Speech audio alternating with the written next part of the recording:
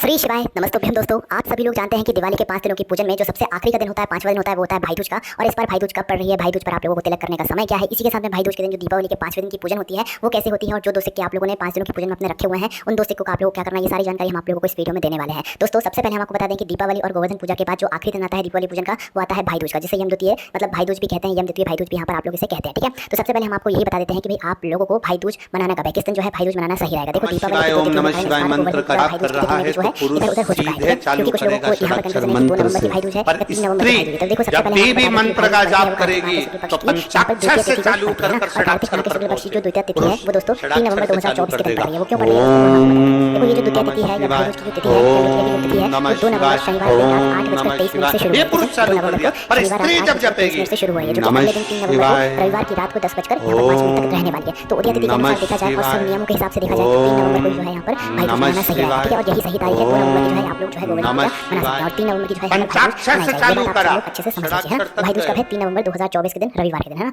और भाई दूज का जो दिन होता है दोस्तों, भाई बहन के पवित्र रिश्ते का एक पर्व होता है, और इस दिन जो है बहनें अपने भाई के माथे पर तिलक करती हैं। इस दिन जो है भाई की लंबी उम्र के लिए यहाँ पर बहनें प्रार्थना करती हैं, और भाई जो है वो अपनी बहनों को कुछ उपहार भेंट वगैरह जो है यहाँ पर प्रदान करते हैं ना। तो जो आपकी कंफ्यूजन थी भाई दूज को लेकर वो हमने आपको क्लियर कर दिया कि 3 नवंबर को जो है भाई दूज मनाई जाएगी। अब हम जानते हैं कि 3 तारीख को 3 नवंबर को आप लोगों को किस समय अपने भाई का तिलक करना है, किस समय जो है भाई दूज यहाँ पर मनानी है। देखो भाई दूज कभी भी राहुल काल में नहीं मनानी चाहिए, हमेशा शुभ मुहूर्त और विजय मुहूर्त में ही मनानी चाहिए। तो हम आपको मुहूर्त बता देते हैं। देखो सबसे पहले शुभ मुहूर्त की बात कर लेते हैं। तो भाई दूज के दिन जो मतलब तिलक लगाने का शुभ मुहूर्त है वो दोपहर को 1:10 से शुरू होगा, जो कि दोपहर के 3:27 तक यहाँ पर रहने वाला है। मतलब कि 3 नवंबर को आप लोगों को दोपहर के 1:10 से लेकर दोपहर के 3:27 तक या 3:30 बजे तक जो है आप लोग अपना भाई दूज मना सकते हैं। मतलब बहनें अपने भाई के माथे पर तिलक कर सकती है ना।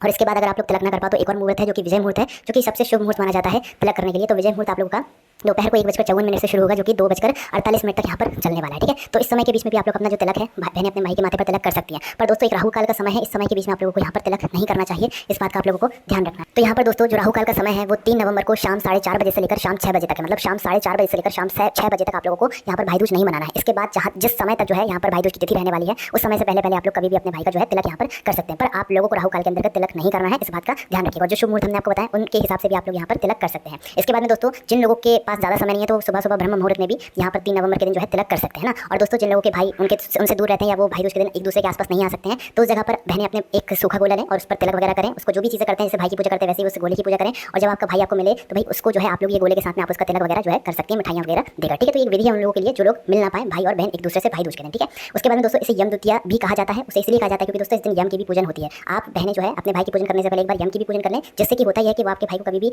ऐसी मतलब अकाल जो चीज़ें होती हैं उनसे जो है दूर रखते हैं। इसलिए आप लोग पहले यम देवता की पूजन करें, उसके बाद फिर आप अपने भाई का जो तिलक है उसे करें। ठीक है, बहुत सारी दुख और दुविधाओं से जो है यम देवता हमें दूर रखते हैं, और आपको और आपके भाई को भी यहाँ पर दूर रखते हैं ना। तो ये सारी चीज़ें आप लोगों को बहुत जरूरी थी जानना, जो कि हमने आपको बता दिया। अब दोस्तों अब हम लोग जानते हैं कि आप लोगों को भाई दूज के दिन जो शाम के समय की पूजन है जो कि पंडित प्रदीप मिश्रा जी ने बताई हुई है उसको कैसे करना है। जो दो सिक्के रखे हुए हैं पूजन में उसका क्या करना है, देखो सबसे पहले हमें 5वें दिन की शाम के समय पूजन करनी है। शाम के समय पूजन करने का समय वही रहेगा जो प्रदोष काल का समय होता है, शाम के 6 बजे से लेकर रात 8 बजे के बीच में कभी भी। तो इसके लिए दोस्तों अब आपको करना क्या है, सबसे पहले तो आप लोगों को यहाँ पर कुछ सामग्री लेना है। एक कमल गट्टा, एक हल्दी की गांठ, एक अमर बेल का टुकड़ा, हमें पूजन में जो है यहाँ पर समर्पित करनी पड़ेगी। इसके बाद में दोस्तों यहाँ पर आप लोगों को इस दिन 5 दिए लेना है मिट्टी के लंबी बत्ती के। पर ये जो 5 दीपक होंगे पूरे घी के तैयार होंगे, ये तेल के नहीं होंगे। ठीक है, और इस दिन जो है आप लोगों को कुछ अलग से दीपक लगाने की जरूरत नहीं है माता लक्ष्मी के पास में। मात्र जो आपके 5 दीपक हैं इन्हीं 5 दीपकों को आप लोगों को यहाँ पर तैयार करना है। पर जो ये 5 दीपक होंगे ये घी के होंगे, इस बात का ध्यान रखिएगा। तो जो 2 सिक्के रखे हुए होंगे आप लोगों ने अपनी पूजन की थाली माता लक्ष्मी जी के चौके पर पाटे पर, उसकी आप लोगों को वापस से आज पूजन करनी है। थोड़ा सा जल छिड़क कर आप लोगों को जो है दोनों सिक्कों का और माता लक्ष्मी जी का रोली कुंकू से तिलक करना है। अबीर गुलाल वगैरह जो चीज़ समर्पित होती है पूजन में वो समर्पित करना है। चंदन वगैरह लगाना है। माता लक्ष्मी जी को पीले चावल समर्पित करना है। दोनों सिक्कों के ऊपर भी जो है चावल आपको समर्पित करना है। माता लक्ष्मी जी को लाल फूल समर्पित करना है। दोनों सिक्कों के ऊपर भी आप लोग जो है मतलब पीले कलर के फूल या लाल फूल समर्पित कर सकते हैं। उसके बाद में आपको माता लक्ष्मी जी को और दोनों सिक्कों को भोग लगाना है। कोई भी थोड़ी सी सामग्री जो आपके घर में पकवान वगैरह बने हुए हैं उस दिन उसका जो है आप लोगों को यहाँ पर भोग लगाना है माता लक्ष्मी जी को और दोनों सिक्कों के पास में ना।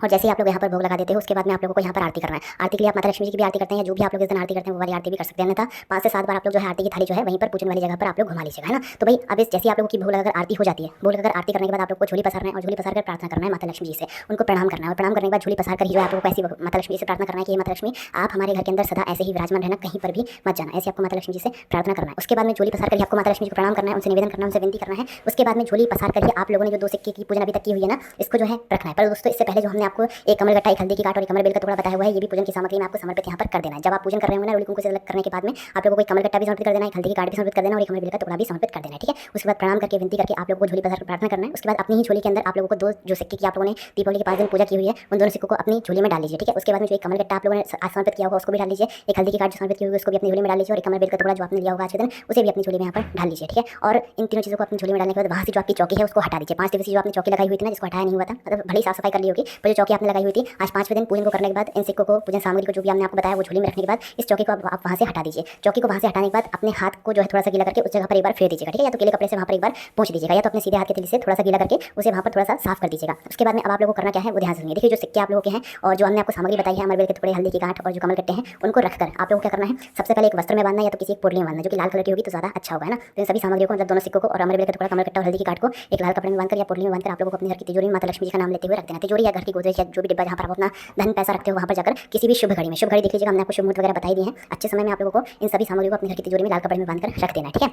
इसके बाद में दोस्तों ये सारा काम करने के बाद इन दोनों सिक्कों को उस जगह पर करके तिजोरी में रखने के बाद आप लोगों को जो है 5 दीपक जो आपके लिए जलाए हुए हैं इनको यहाँ पर अलग अलग जगहों पर यहाँ पर रखना है, ठीक है। तो 5 दीपक आप अपनी पूजन शुरू होने से पहले जला लीजिएगा। अब ये दोनों सिक्के तिजोरी में रखने के बाद या अपने स्थान पर रखने के बाद अब आपको करना क्या है कि इन 5 दीपकों को उठाना है। 5 दीपकों को उठाने के बाद जो सबसे पहला दीपक होगा वो कहाँ पर रखोगे आप लोग, जहाँ पर आप लोगों ने जो 2 सिक्के हैं अपने घर की तिजोरी में जहाँ पर भी रखे हैं उसके पास कहीं पर भी अपना पहला दीपक आप लोग रख दीजिएगा, जहाँ पर आप लोगों ने इन दोनों सिक्कों को रखा हुआ अपने घर में धन को बढ़ाने के लिए, ठीक है। उसके बाद जो दूसरा सिक्का होगा वो आप अपने घर के मंदिर में जहाँ पर आपने लक्ष्मी जी की पूजन की हुई है, भाई दूज की पूजन की हुई है, वहाँ पर रखोगे। तीसरा जो दीपक है वो आप अपने घर के पानी वाले स्थान पर रखोगे, मतलब पितरों का जो स्थान होता है पानी के परंडे के पास में। उसके बाद जो अगला जो दीपक होगा वो होगा तुलसी के क्यारे के पास में। उसके बाद आखिरी जो दीपक होगा वो होगा आपके हॉल के पास में, हॉल घर के हॉल में या तो मुख्य द्वार पर आप लोग उस दीपक को रख सकते हो ना। इसके बाद दोस्तों अपने पास में थोड़े से पीले चावल आप लोग तैयार रखिएगा। इस पूजन में थोड़े से चावल लेकर उसमें हल्दी मिलाकर पीले चावल कर लीजिएगा और इन पीले चावलों को इन 5 दीपकों को रखने के बाद थोड़े से पीले चावल लेकर अपने घर के मेन गेट पर मुख्य द्वार पर जाइएगा और वहाँ पर जो है आप लोग बाहर से खड़े होकर पीले चावल जो अपने घर के द्वार पर फैला दीजिएगा, मतलब सीधे हाथ के हथेली से जो आप लोग डाल दीजिएगा। उसके बाद अपने घर के अंदर प्रवेश कर जाइएगा। कैसे करना है, पहले पीले चावल बाहर की तरफ से मतलब अपने घर के मुख्य द्वार पर डालोगे, उसके बाद अंदर आप लोग अपने घर के अंदर प्रवेश करोगे, ठीक है। इस तरीके से आप लोगों के पीले चावल डाल देना है और इस तरीके से आप लोगों की 5 दिन की जो मतलब दीपावली की पूजन विधि है ये पूरी संपन्न हो जाती है। इस तरीके से आप लोगों को ये भाई दूज की पूजन करनी है जिसमें हमने आपको सारी जानकारी दे दी। अगर आपको इस भाई दूज की पूजन को करने में कोई भी समस्या आती है, कोई भी आपके मन में कंफ्यूजन है तो हमसे कमेंट करके पूछ सकते हैं। कोई भी आपको समस्या कमेंट करके पूछ सकते हैं। ओम नमः शिवाय, जय भोलेनाथ, श्री शिवाय, नमस्तुभ्यम।